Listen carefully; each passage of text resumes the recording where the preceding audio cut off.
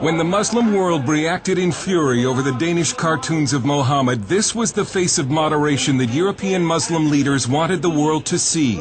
The mainstream Muslims living in this country want to show that we can express our protest in a very legitimate, in a very civil, in a very courteous way. But this is the other face of European Islam.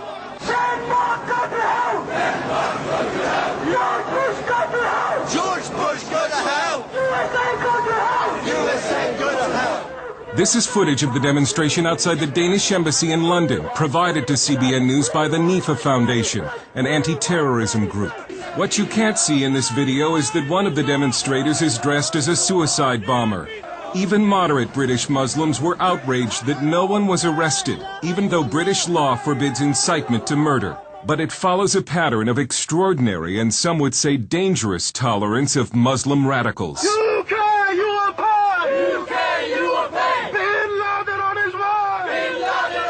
These protests threatening bloodshed occurred in 2004, 1 year before London's 7/7 subway and bus bombings. Now Tony Blair has been warned. Pull your troops out of Afghanistan. Pull your troops out of Iraq.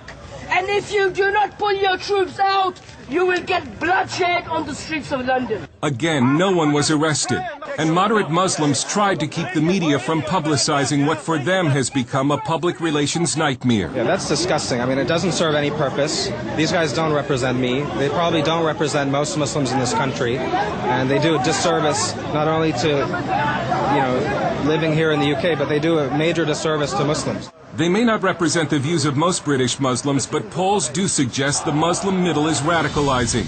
A recent survey shows that 40% of British Muslims want Islamic Sharia law in the United Kingdom. Sharia imposes punishments like amputations and stonings. And in a separate poll, nearly 1/3 of Muslims agreed with the statement that Western society is decadent and immoral, and that Muslims should seek to bring it to an end. Critics say that European political correctness and multiculturalism, which were supposed to embrace Muslim radicals and somehow westernize them, have seriously backfired. And now Western Europe seems paralyzed by the political correctness that grips the government and the media. One of the biggest fears for a lot of commentators, whether they're terrorist commentators or commentators on the Middle East, is if they actually address this whole issue of Islam and start to question it, what they fear is being labelled as an Islamophobe. There is a real reluctance to offend the ethnic communities of any sort, let alone the Muslim community. And there seems to be a lack of political will to stop Muslim radicals bent on conquest. May Allah bomb you! May Osama bin Laden bomb you! May Osama bin Laden bomb you! So we can invade their country and take their wives and war booty! Allahu Akbar! The Dutch parliament has tried to strike a blow against radical Islam by voting to ban the burqa and veils. But that exposes unveiled women to being raped by Muslim men as punishment. There is reported to be a growing rape epidemic of unveiled women in Europe. In London, Shadow Homeland Security Director Patrick Mercer of the Conservative Party says Britain remains in denial and thinks it is protected by what he calls pointless legislation. But you have to ask yourself, what is a piece of paper going to do to an Islamist fundamentalist, or any other form of fundamentalist terrorist for that matter, and its suicide bombers?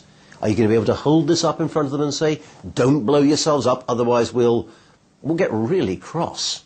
In France, the government continues to pretend that Muslim anti-Semitic violence is not a problem, but it couldn't keep tens of thousands of Frenchmen from marching last month after the brutal murder of a young Jew named Ilan Halimi by French Muslims.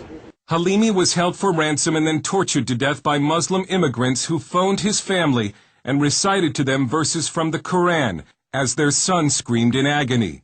French conservative political writer Guy Millier. A lot of Jews in Europe, and especially in France, are really scared about the future. I have many Jewish friends, and they say to me, we think we shall have to leave France to go to the United States, to Canada, to Israel, but France will not be our country anymore.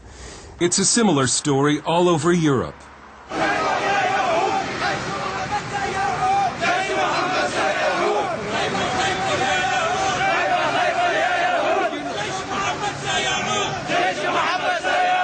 And in the wake of the cartoon protest, a worldwide group of intellectuals recently signed a declaration that states, "After having overcome fascism, Nazism, and Stalinism, the world now faces a new global threat, Islamism.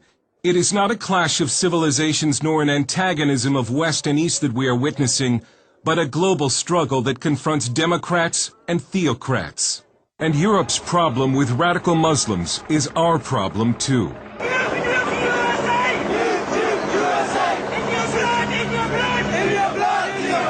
Political correctness has been the fertilizer that has helped Muslim radicalism grow in Britain. Political correctness intimidates the media and law enforcement. But Europe may be forced to choose between political correctness and the survival of its civilization. Dale Hurd, CBN News, London.